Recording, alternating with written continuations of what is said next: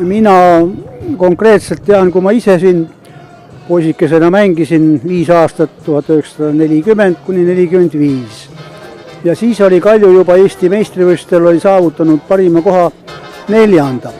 Kalju muuseas alustas esimesi mänge 1923 ja ta loodi 1922 ja mängiti esimesed mängud talvel jääpalli. Nõmme mehed olid enamikke, ma tundsin, väravavaht nimetati Tarsaniks, elas Pääskülas ja kestormaja oli Eindrich Kask elas siin Kase tänaval ja Nõmme mehed kõik ja nad, muuseas see on ühiskondlikult tehtud, 1930 kuskil alguses, 1936 said selle valmis, ümber staadioni oli siis torustik oli vesi ja selle veega siis kraanid olid, peale mängu pesime kõik siin ja sellest sai siis ka kastetud murru.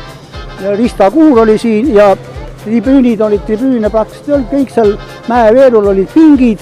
Mul isa oli vabatahtlikult tuletõrjest, tema aitas siin siis piletid müüa. 10 senti oli pilet, 5 senti oli lastele. Ja rahvast oli vaatamas küll.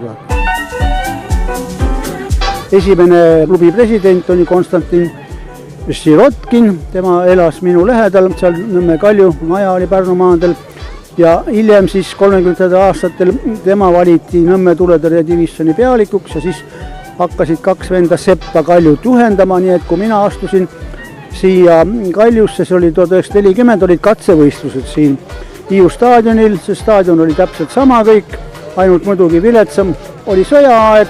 Mängisime nii kaua, kuni Kalju üldse likvideeriti, esimehed muuseas mõlemad, nii Sirotkin kui Sepp saadeti Siberisse, ma olen seda asja uurinud, öeldi, et kodanliku organisatsiooni juhid tulid kõik õnneks tagasi ja viimase mängu tegime siin 1945 septembri lõpus Nõmme Kalju noored ja Spartaki noored. Ja see mäng lõppes 1-1, Spartaki poolt lõi Uno Põllu lõi värava, 1-0 läksid juhtima, Põllu oli pärast Eesti koondise mees ja mina lõin siis teise värava ja mina lõpuks olin meeskonna kapten, kuna ma hakkasin peale sellest 10-aastastest ja jõudsin lõpuks sinna kõige vanematesse, kuna kõik vanemad poisid võeti sõtta lennuväe abiteenistusse ja tagasi ausalt ei tulnudki vist keegi.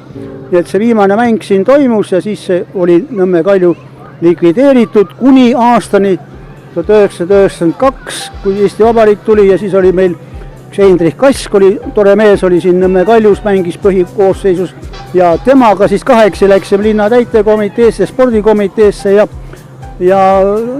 ajasime need paberid siis korda ja taastasime siis Nõmme Kalju kui tervisespordiseltsina ja aastad läksid natukene mööda, kui siis tuli Anton Siht minu juurde, oli kuulnud, et ma olen vana Kalju mees ja ütles, et nüüd on niisugust lood, et siin Nõmmel on väike punt mehi koos, tahavad hakata mängima Eesti meistrivõistlustel ja kas ma annaksin atribuutikat, ma andsin atribuutikat ja siis hakkaski Kalju mängima 5.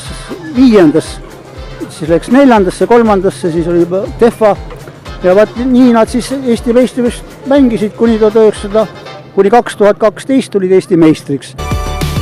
Kui nad tulid 12. aastal Eesti meistriks, siis nad said selle Von Kleeni kuju kui aasta tegija.